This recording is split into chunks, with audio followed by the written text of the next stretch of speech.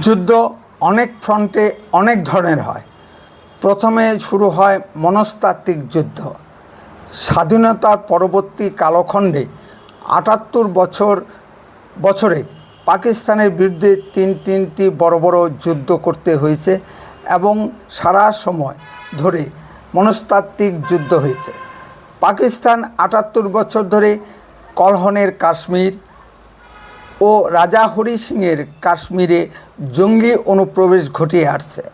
৭৮ বছর ধরে ছায়াযুদ্ধ চালাচ্ছে পাকিস্তান কখনোই কাশ্মীরকে ভারতের অংশ বলে স্বীকার করেনি। তাহলে আমরাও বলতে পারি কালাত বালুচিস্তান ও উত্তর পশ্চিম সীমান্ত প্রদেশ ভারতের সঙ্গে যোগ দিতে চেয়েছিল। নিশ্চয়ই আপনাদের মনে আছে সীমান্ত গান্ধী বলে কথিত খান আব্দুল গফর খানের কথা। কিন্তু বন্দুকের নলের মুখে ওই প্রদেশগুলোকে পাকিস্তানের সঙ্গে যুক্ত করা হয়।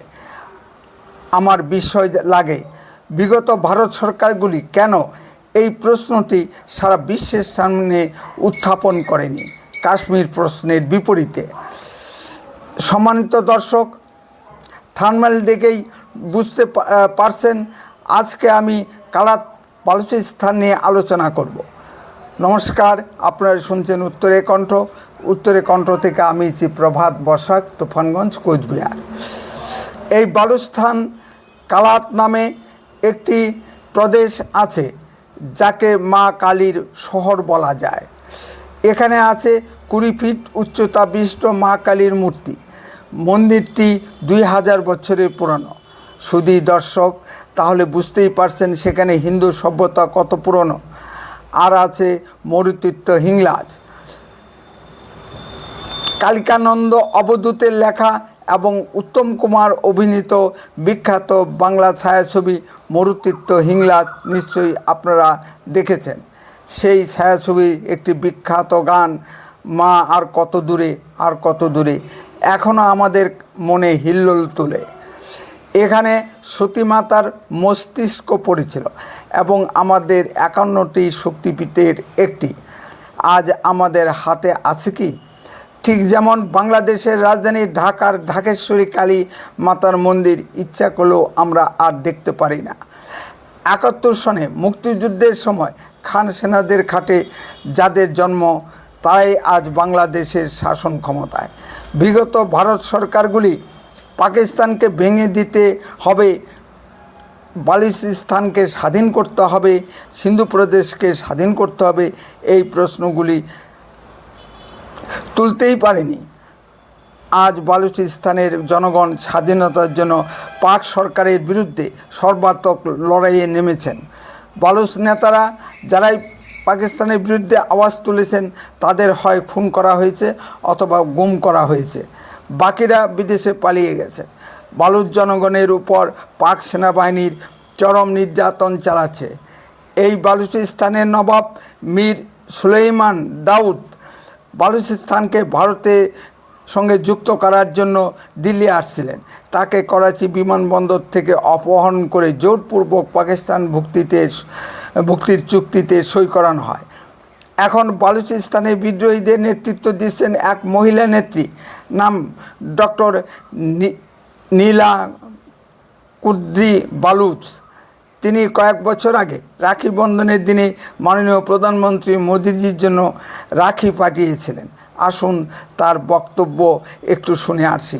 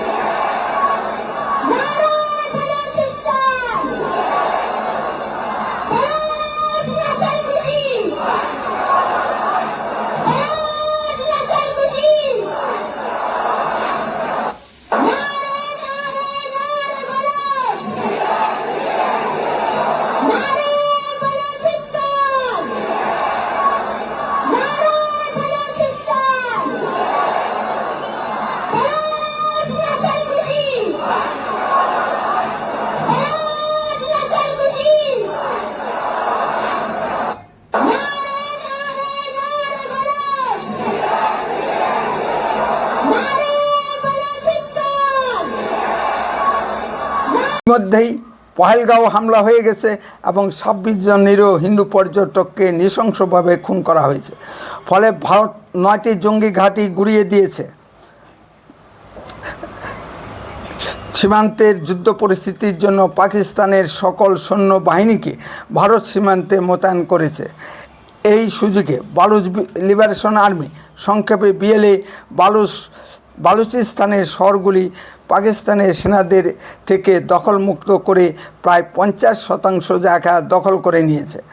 বালুচিস্তান প্রদেশের রাজধানী কোয়েটা দখল করে নিয়ে সেখানে স্বাধীন বালুচিস্তানের পতাকা উড়িয়ে দিয়েছেন। তারা ইউএনও ও ভারতের কাছে স্বীকৃতির জন্য আবেদন করেছেন। পৃথিবীর 3টি স্বাধীন রাষ্ট্র যদি স্বাধীন বালুচিস্তানের স্বীকৃতি দেয়, তাহলে এই বালুচিস্তান একটি স্বাধীন রাষ্ট্র হিসাবে আত্মপ্রকাশ করবে। ভারত শুধু ড্রোন মিসাইল দিয়ে পাকিস্তানের উপর এয়ার অ্যাটাক করছে। এখনও ভারত স্থলযুদ্ধে নামেনি, শুধু কালক্ষেপণ করছে যাতে বালুচ বিদ্রোহীরা সমগ্র বালুচিস্তান দখল করে নিতে পারে। পৃথিবীর 3টি স্বাধীন রাষ্ট্র যদি বালুচিস্তানের স্বীকৃতি দেয়, তাহলে বালুচিস্তানে ভারতের সেনা পাঠাতে কোনো অসুবিধা থাকবে না। ভারত, ভুটান ও ইসরায়েল রেডি হয়ে আছে বালুচিস্তানের স্বীকৃতি দেওয়ার জন্য। পাক সেনাবাহিনীর 6.5 লক্ষ সেনা সদস্যের মধ্যে বালুচ রেজিমেন্টের সদস্য সংখ্যা 1 লক্ষের উপর। তাদের সামনে 2টি রাস্তা খোলা আছে, হয় তারা ভারতের বিরুদ্ধে যুদ্ধ করে গাজী হবে, নতুবা বালুচিস্তানকে স্বাধীন করে ভিক্টরি হবে। আমার মনে হয় বালুচ সৈনিকরা দ্বিতীয় রাস্তাটি বেছে নেবেন। জানি আমেরিকা ও চীন স্বাধীন বালুচিস্তানের বিরোধিতা করবে, ঠিক যেমন স্বাধীন বাংলাদেশের বিরোধিতা করেছিল আমেরিকা। চীনের স্বার্থ, চীন বিশাল অঙ্কের আর্থিক ঋণ পাকিস্তানকে দিয়ে রেখেছে। চীনের ইকোনমিক করিডোর বালুচিস্তানের উপর দিয়ে গেছে। চীন ভীত সন্ত্রস্ত, কারণ এ আর্থিক ঋণ বোধহয় মাঠে মারা যায় যদি পাকিস্তান না থাকে। আমেরিকার মতিগতিও বোঝা বড় দায়। আমেরিকা প্রেসিডেন্ট ডোনাল্ড ট্রাম্প যতই বড় বড় কথা বলুন, কিছুদিন আগে আমেরিকা পাকিস্তানকে $400 কোটি আর্থিক প্যাকেজ দিয়েছে। সেই টাকা আইএসের হাত ঘুরে পাকিস্তান সেনাবাহিনীর কাছে গেছে। আমেরিকা অস্ত্র বিক্রি করবে কোথায় যদি পাকিস্তান না থাকে? আমেরিকা ভারতকে F-16 যুদ্ধ বিমান দেয়নি, কিন্তু পাকিস্তানকে দিয়েছে। সুতরাং আমেরিকাকে কখনোই বিশ্বাস করা উচিত হবে না। রাশিয়াকে বিশ্বাস করা যেতে পারে। রাশিয়া দীর্ঘদিনের পরীক্ষিত মিত্র আমাদের। এখন পাকিস্তান আর্থিকভাবে দেউলিয়া হয়ে গেছে। ঋণের জন্য IMF, বিশ্বব্যাংক ও পৃথিবীর বিভিন্ন রাষ্ট্রের কাছে হাত পেতেছে। যুদ্ধ শুরু না হতেই পাকিস্তান আর্থিকভাবে দেউলিয়া হয়ে গেছে। লড়াই করতে আর্থিক জোর চাই। কেউ আর পাকিস্তানকে আর্থিকভাবে সাহায্য করতে রাজি নয়। ঠিক এই সুযোগটির জন্যই মাননীয় মোদিজি চুপটি করে বসে আছেন। চীনের রিজেক্টেড যুদ্ধাস্ত্র উচ্চ মূল্যে পাকিস্তানকে দিয়েছে চীন, যেটা বর্তমান যুদ্ধে কোনো কাজেই আসছে না। একদিকে বালুচ লিবারেশন আর্মি, অন্যদিকে TTP পাকিস্তানের জায়গা দখল করতে করতে এগিয়ে আসছে। একটি অপেক্ষা করুন, পাকিস্তান নামক দেশটাই পৃথিবীর মানচিত্রে থাকবে না। যুদ্ধ করা তো দূরের কথা। আমাদের প্রিয়কে দখল শুধু সময়ের অপেক্ষা। পাক সেনাপ্রধান আশিক মুনির পালাতে গিয়ে গ্রেপ্তার হয়েছেন। বালুচিস্তানের গভর্নর পালিয়ে ইসলামাবাদে আশ্রয় নিয়েছে। ভারতের ওয়াটার স্ট্রাইকে বেসামাল পাকিস্তান। সিন্ধু প্রদেশের লোক জল না পেয়ে করাচিগামী সকল রাস্তা অবরোধ করে রেখেছে। করাচি দিয়ে পাকিস্তানের আমদানি রপ্তানি বাণিজ্য বন্ধ করে হয়ে গেছে। পাকিস্তানের প্রধানমন্ত্রী শাহবাজ শরীফ বাড়ি ছেড়ে নিরাপদ বাংকারে লুকিয়ে পড়েছেন। তবুও মনে রাখতে হবে, দেশটার নাম পাকিস্তান। যে কোনো সময় আণবিক অস্ত্র প্রয়োগ করতে পারে। এ বিষয়ে ভারতকে অতি সাবধানতা অবলম্বন করতে হবে। পাকিস্তান যেমন সাধারণ ভারতবাসীর উপর গুলি চালিয়ে দিচ্ছে, তেমনি নিরাপদ পাক জনগণকে ঢাল হিসাবে ব্যবহার করছে। ভারত যদি কিছু করে, তবে পাকিস্তান আন্তর্জাতিক মঞ্চে এই নিয়ে চেঁচামেচি করার সুযোগ পাবে। পাকিস্তানের প্রতিরক্ষা মন্ত্রী খাজা আসিফ পার্লামেন্টে দাঁড়িয়ে প্রকাশ্যেই বলেছেন মাদ্রাসার ছাত্ররা তাদের দেশের দ্বিতীয় সেনাবাহিনী হিসেবে কাজ করবে, কারণ বাংলাদেশ ও পাকিস্তানের মাদ্রাসাগুলিতে ছাত্রদেরকে জঙ্গি ট্রেনিং দেওয়া হয়। জোরসে বলুন, বালুচিস্তান মাঙ্গে আজাদি, উত্তর পশ্চিম সীমান্ত প্রদেশ মাঙ্গে আজাদি।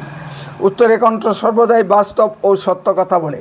আরও এই ধরনের ভিডিও পেতে দয়া করে এক্ষুনি চ্যানেলটিকে সাবস্ক্রাইব করুন। আপনার মূল্যবান মতামত কমেন্টে লিখুন। যদি ভিডিওটি ভালো লেগে থাকে তাহলে অন্ততপক্ষে 10 জনের মধ্যে ভিডিওটি শেয়ার করুন। উত্তরে কণ্ঠ দেশের কথা বলে, দশের কথা বলে। আপনারা চোখ রাখুন উত্তরে কণ্ঠের পর্দায়। আপনার অঞ্চলে ঘটা কোনো ঘটনার ভিডিও সরাসরি এই হোয়াটসঅ্যাপ নম্বরে পাঠান, আমরা তা গুরুত্ব বুঝে প্রচার করব। বন্দে মাতরম, ভারত মাতা কি জয়। খুব শীঘ্রই ফিরে আসছি নতুন কোনো ভিডিও নিয়ে। সুস্থ থাকুন, ভালো থাকুন।